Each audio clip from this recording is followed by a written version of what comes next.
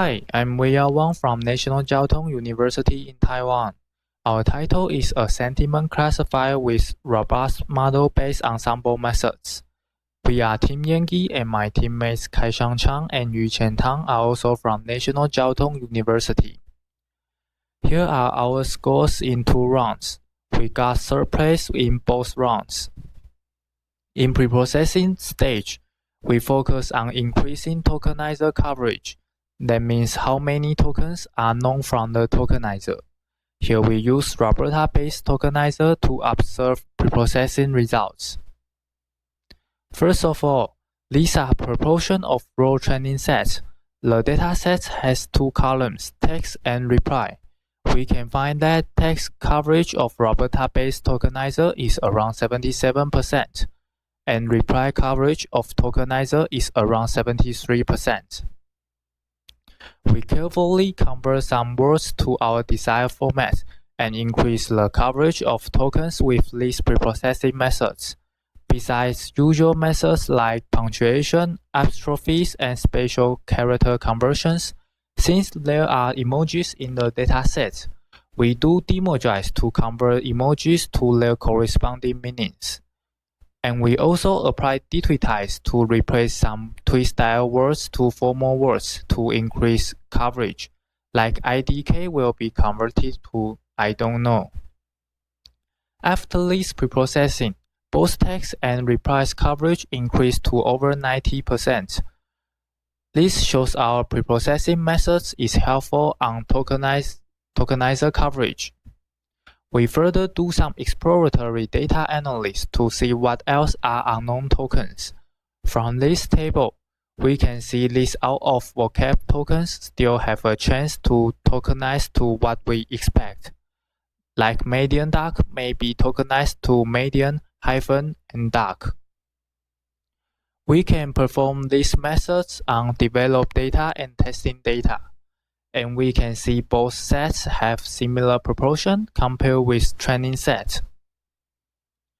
In EDA, we also find that convert words to lowercase may cause unexpected tokens when tokenizing. For example, hug at different positions can be tokenized correctly as we expect. But if we convert to lowercase, hug at first position will be tokenized to H and UG, so we don't convert all words to lowercase at this task. Next, I will introduce our model architecture. We use robustly optimized BERT approach, which is short as Roberta, to fine-tune to multi-label classification model. From the experiments, we can find Roberta is really better than BERT with same hyperparameters. Except for multi-label classification model, we use provided training set to further train on pre-trained language model to let our language model be more fit on tweet-style words and reduce domain bias. Here is our experiment with language model and without language model. And we can find that using language model can provide higher performance. We consider that our model has reached the ceiling, so how can we get higher performance? First, we use ensemble average. On account of different dropout weights in each training, the performance of each trained model may have a big gap compared with each other. We train several same type of models and average their prediction scores to get more balanced performance. Next, we use power-weighted sum. Since each classifier has its strengths and weakness, if we can combine different types of classifiers to leverage others' forte to cover its own drawbacks, we can obtain highly accurate classifiers by combining less accurate ones. So we combine 3 different types of models: Roberta-based, BERT-based case, and BERT-based on case with power-weighted sum to get our final predictions.